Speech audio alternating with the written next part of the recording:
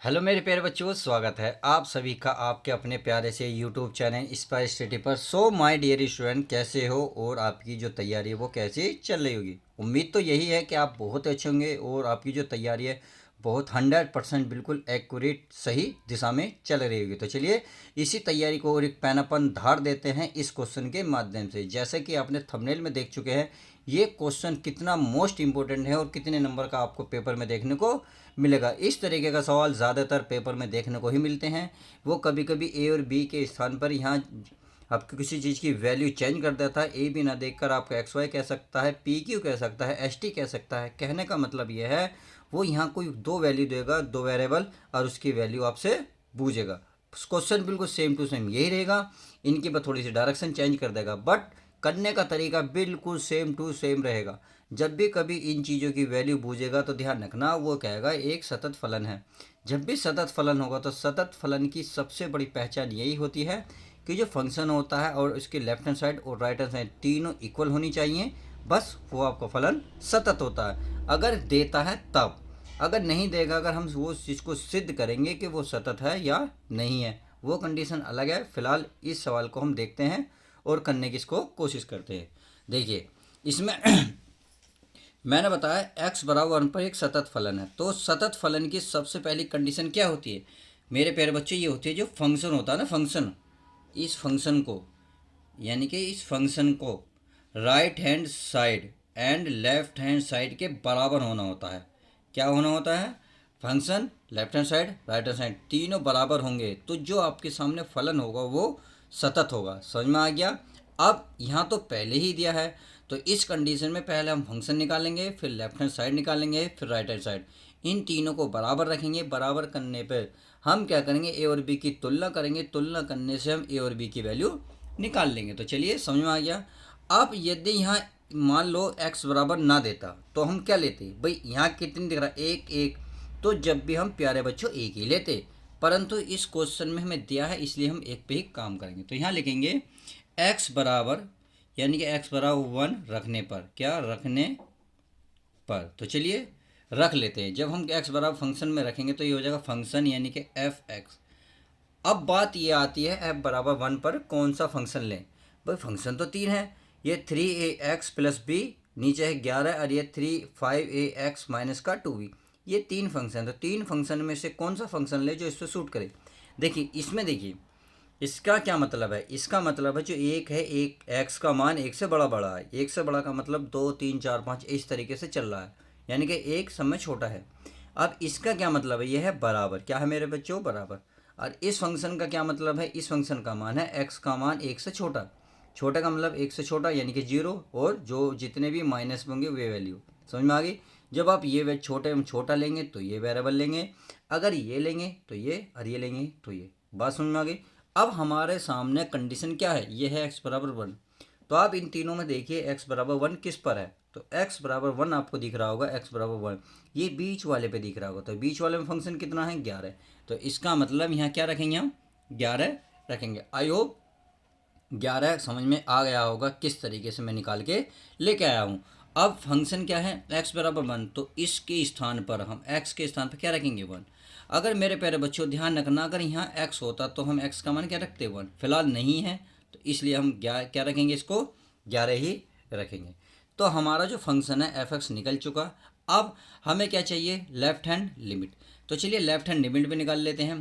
Left hand limit में चलिए यही निकाल लेता हूँ ताकि आपको तीनों चीज़ इक्वल नज़र आए। तो left hand limit, left hand limit में क्या होता है? ये होता है लिमिट फंक्शन, और जो इसका होता है एक्स चेंज कितना होता है? 1। अब यहाँ भी 1 और यहाँ भी 1, तो लेफ्ट हैंड और राइट हैंड क्या फ़र्क है? देखिए मैं इसको थोड़ा सा डिटेल में समझा देता हूँ हल्का सा, ताकि आपको समझ में आ जाए। मान लेते हैं ये कोई एक रेखा है, इस रेखा का मिड पॉइंट है ये, और इस मिड पॉइंट को दिखाते हैं 0 से। तो आपको पता है राइट हैंड साइड पे ये 1 2 3 4, यानी कि इस तरीके चलते हैं, हम प्लस में चलते हैं। अब जैसे हम इधर को जाएंगे, किस में जाएंगे मेरे बच्चों? माइनस में जाएंगे, इनके माइनस का इनफाइनाइट। तो इधर को चले प्लस में, इधर को चले माइनस में, तो ये राइट हैंड साइड आपकी है, और अगर इसको देखा जाए तो ये लेफ्ट हैंड साइड है। तो ये right hand side left hand side, तो लेफ्ट हैंड साइड माइनस में होती है, तो इसका मतलब है जो फंक्शन जो एक है ये माइनस में लगेगा। इतनी बात अब समझ में आ गई होगी कि हमने -1 क्यों लिया। समझ में आ गया। अब देखिए, तो इस फंक्शन, इसको लिमिट लिखेंगे, लिमिट फंक्शन, और यहाँ लिखेंगे x। चलिए इसको नहीं लिखते हैं क्योंकि हम एक दोबारा लिख दिया, चलिए कोई दिक्कत नहीं, इसको ऐसे। अब क्या करना है मेरे प्यारे बच्चों, ये लिमिट, ये x चेंज करेंगे एक। अब लिमिट रखते हैं। जब आप इसमें लिमिट रखोगे तो देखिए फंक्शन कौन सा आएगा, इसमें एक से माइनस का मतलब एक से छोटा।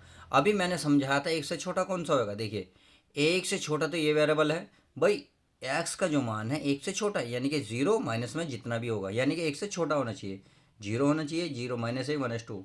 तो इसका मतलब ये वाला जो फंक्शन है इसमें ये वाला फंक्शन ले जाएगा, यानी कि एफ एक्स के स्थान पर ये वाला ले जाएगा 5ax माइनस का 2b। इतनी बात समझ में आ गई होगी आई होप। चलिए अच्छी बात है, आपके समझ में आ गई। अब क्या करते हैं, जो लिमिट है ना x की जो वैल्यू है 1, इसमें वैल्यू 1 रख लेते हैं। 1 रखने हैं तो यहाँ आपको लिखना पड़ेगा बस लिमिट का प्रयोग करने पर, लिमिट का प्रयोग करने पर। तो चलिए लिमिट का प्रयोग करने पर, लिमिट का प्रयोग कर लेते हैं। इसका मतलब जब लिमिट रखेंगे तो x का मान क्या रखेंगे 1, तो यहाँ हो जाएगा 5a x के स्थान पर 1 माइनस 2b। इतनी बात समझ में आ गई। तो बताइए क्या हो गया, ये हो गया 5a माइनस का 2b, और इसे समीकरण मानेंगे आप 2। क्यों, क्योंकि हमने समीकरण क्या एक पहले ही मान ली ऑलरेडी, और ये समीकरण बन गई 2। क्या बनी 5a माइनस का 2b। तो हमारा फंक्शन f(x) निकला, LHS निकला। अब क्या चाहिए हमें RHS। चलिए RHS भी निकालने दे, बहुत ईजी तरीके से है।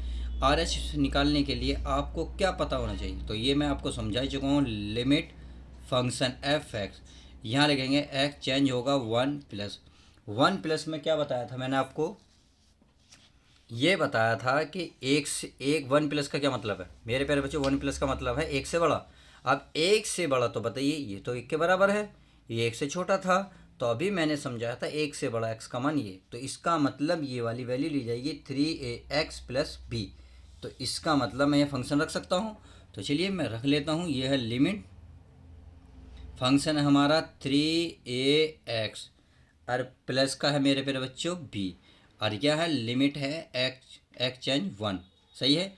अब क्या करते हैं, इसमें x की वैल्यू रख लेते हैं, अर्थात लिमिट रख लेते हैं। तो क्या लिखोगे, यहाँ लिखोगे लिमिट का प्रयोग करने पर, लिमिट का प्रयोग करने पर, प्रयोग करने कर। तो चलिए प्रयोग कर लेते हैं। जब आप प्रयोग करेंगे तो लिमिट खत्म हो जाएगी, x के स्थान पर 3a गुणा 1 प्लस का क्या मेरे बच्चों b। अब आप खुद बताएं 3a किस में गुणाएंगे, तो 3a प्लस क्या बन जाएगा b, आज समीकरण क्या बन गई 3। तो हमने देखा समीकरण 1, 2 और 3 आपके सामने प्रस्तुत हो गई, सारी आ गई। जब आपको सब नज़र आ गई तो हमने क्या सीखा, हमने अभी सीखा था अगर x बराबर फलन संतत है तो यानी कि ये तीनों साइड क्या होंगी, आपस में बराबर होंगी। ये हमें देखो हमने सिद्ध नहीं करा, ये क्वेश्चन में बोला है संतत है, संतत है तो ये तीनों को बराबर रख दो। चलिए मैं तीनों को क्या रख देता हूँ, बराबर रख देता हूँ। तो ये हमारा क्या था फंक्शन f(x), फिर था आपका लेफ्ट हैंड साइड, फिर था आपका राइट हैंड साइड। तो आप समीकरण 1 से देख रहे होंगे कितना है मेरे बच्चों 11 है। अब लेफ्ट हैंड साइड कितनी है, लेफ्ट हैंड साइड ये रही, लेफ्ट हैंड साइड की वैल्यू आपके सामने है, यह है 5a माइनस का 2b बराबर। राइट हैंड साइड कितनी है आप देख रहा होगा, नहीं दिख रहा तो थोड़ा सा देख लीजिएगा, यह आपका 3a प्लस का b। इतनी बात समझ में आ गई। अब क्या करते हैं प्यारे बच्चों, जब तीनों बराबर हो ऐसी कंडीशन में और ये b निकालना हो, तो आपको कुछ नहीं करना, दिमाग इतना दौड़ाना है कि सवाल हल हो जाए। बस ज़्यादा मत दौड़ाओ, बस जितना मैं कह रहा हूँ इतना दौड़ाओ।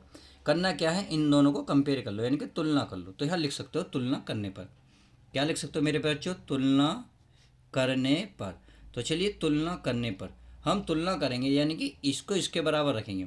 क्या रखेंगे 5a माइनस का 2b बराबर कितना 11। समीकरण से 4 कहो, क्योंकि 3 तो पहले ही हो चुकी हैं। अब इसको इसके बराबर तुलना करिए, तो अब इसको इसके बराबर भी करो। तो ये है आपका 3a प्लस का b बराबर कितना होगा 11। समीकरण क्या बोल दो मेरे प्यारे बच्चों 5। क्या बोली 5। अब ऐसी कंडीशन में अब आपको यहाँ से ये 7वीं 8वीं का सवाल बन गया है। क्यों, क्योंकि वहाँ आपने इक्वेशन सोल्व करनी सीखी होंगी। तो ऐसी कंडीशन में क्या करते थे, कोई या तो पहला पद बराबर करते थे या दूसरा पद। इसमें ऐसे करते थे। अब देखो आप खुद बताएं, यदि मैं प्यारे बच्चों 2 की इसमें गुणा कर दूं तो 2 की मैं समीकरण 5 में सारे में करूंगा तो यहाँ 2 भी हो जाएगा, यहाँ 2 भी, ये प्लस ये माइनस, इससे क्या होगा, कैंसिल होगा। तो इसका मतलब आप समझ गए होंगे अब मैं क्या करने वाला हूँ। जी हाँ, समीकरण 5 में तो यहाँ मैं लिख सकता हूँ समीकरण 5 में 2 की गुणा करने पर, 2 की गुणा कर लेते हैं। जब मैं 2 की गुणा करूँगा, 2 की गुणा लिख लेता हूँ करने पर, तो चलिए कर लेता हूँ मैं। इसमें 2 की गुणा करूँगा सारे में, तो 2 तिया कितने हो जाएंगे मेरे पे बच्चे, 6a। 2 की करूँगा ये क्या, 2b, और 2 की इसमें करूँगा 11 दूनी 22। समीकरण क्या है तो 6। समझ में आ गई। अब इस समीकरण को ऊपर वाले को ऐसे उतारो, यानी कि 5a माइनस का 2b बराबर 11। अब ये समीकरण क्या थी, 4। इतनी बात समझ में आ गई होगी। अब क्या करना है दोस्तों, कुछ नहीं करना। देखो ये प्लस ये माइनस, इसका मतलब ये कैंसिल हो गए। 6 और 5 कितने हो गए थे, 11a। समझ में आ गया, बराबर 22 और 11 कितने होते हैं, 33। अब ये है गुणा, गुणा की चीज़ कहाँ पहुँचेगी प्यारे बच्चों, भाग में। जब भाग में पहुँचूंगा और 11 से भाग दूंगा तो आप समझ गए होंगे कि ए की वैल्यू कितनी है, 11 तिया 33। इसका मतलब ए का मान कितना आएगा, 3। समझ में आ गया।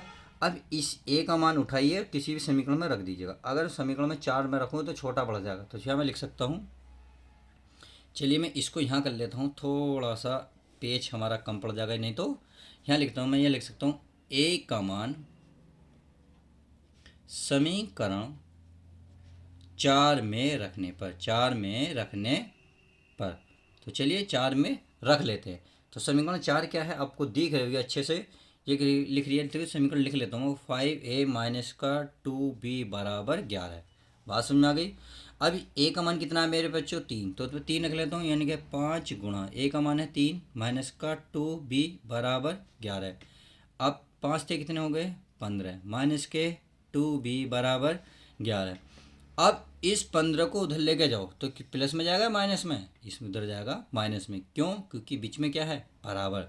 तो ये बचा माइनस का 2b बराबर 11, माइनस का क्या होता जाएगा 15, तो माइनस का 2b बराबर ये बचा माइनस के 4। तो आप देखिए 15 में से 11 गए 4, तो माइनस से माइनस खत्म, तो 2b बराबर कितना, 4, यह b बराबर 4/2। अब 2 से भाग दोगे तो b का मान कितना आएगा, 2। तो ए और बी का मान निकला। तो मेरे प्यारे बच्चों सवाल हुआ हल। तो पर एक बात का ध्यान रखना, आपको लिखना पड़ेगा। अतः ए बराबर कितना, 3 तथा बी बराबर 2, और ऐसे करने पर आंसर लिख देना। आपको पेपर वाला 100% जितने का भी ये सवाल नंबर का, मतलब ये सवाल जितने भी नंबर का होगा आपको प्योर नंबर दे के जाएगा, क्योंकि इसमें एक भी लाइन मैंने ऐसे नहीं करी जो आपको कटफिट या समझ में नहीं आ गई। विस्तृत, बेहतरीन, सॉलिड, अच्छा समझाने की कोशिश की है। तो चलिए, वीडियो आपको अच्छे लगते तो वीडियो को लाइक करें, चैनल को सब्सक्राइब करें। चलिए मिलते हैं किसी और यूनिक वीडियो के साथ। जब तक के लिए दोस्तों good bye, take care, love you guys. कैसी लगी वीडियो लाइक करके ज़रूर बताएं।